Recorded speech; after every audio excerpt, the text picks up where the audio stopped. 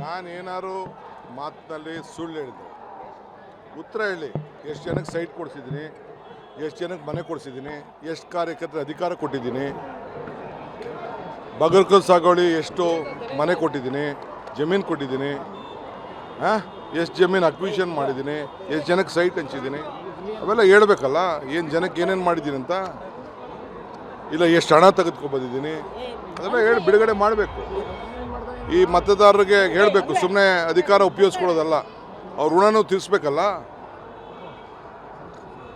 ರೈತನ ಮಕ್ಕಳು, ರೈತರಿಗೆ ಭೂಮಿ ಎಷ್ಟು ಕೊಡಿಸಿದ್ದೀರಿ, ಅವೆಲ್ಲ ಹೇಳ್ಬೇಕಲ್ಲ. ಅವೆಲ್ಲ ಕಾಯ್ಕೊಂಡಿದ್ದೀವಿ ನಾವು, ಹೇಳಲಿ ಅವರು. ಪ್ರಾಮಾಣಿಕವಾಗಿದ್ರೆ ಅಜ್ಜಯನ ಮೇಲೆ ಆಣೆ ಮಾಡಲಿ, ಆಸ್ತಿ ಯಾಕೆ ಸಂಪಾದನೆ ಮಾಡಿದ್ದಾರೆ ಅಂತ ಕೇಳಿದ್ದಾರೆ. ಅದಕ್ಕೆಲ್ಲ ಒಳ್ಳೆ ವೇದಿಕೆಗಳಾಗಬೇಕು. ಸುಮ್ಮನೆ ಅದೆಲ್ಲ ಎಲ್ಲ ಹೋಗಿ ಭಾಷಣ ಮಾಡ್ಬಿಟ್ಟಲ್ಲ. ಅದಕ್ಕೆ ನಾನು ಕರೀತಾ ಇರೋದು, ದಾಖಲೆಗಳು ಉಳಿಬೇಕು. ದಾಖಲೆಯಲ್ಲಿ ಅವೆಲ್ಲ ಇರಬೇಕು. ಮುಂದಿನ ಪೀಳಿಗೆ ನಮ್ಮನ್ನು ನೋಡಬೇಕು.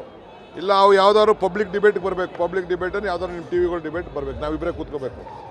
ಇಲ್ಲ ಅಂದರೆ ಅಸೆಂಬ್ಲಿಲಿ ಆಗಬೇಕು.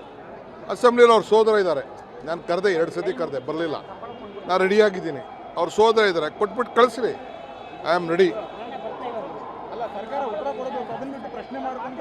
ಹೌದ್ರಿ, ನಾವು ಫಸ್ಟು ಅವ್ರ ಉತ್ತರ ಕೊಡ, ಅದಕ್ಕೆ ನಾವು ಇದನ್ನು ಮಾಡ್ತಾ ಇರೋದು, ಆಂದೋಲನ ಮಾಡ್ತಾ ಇರೋದು.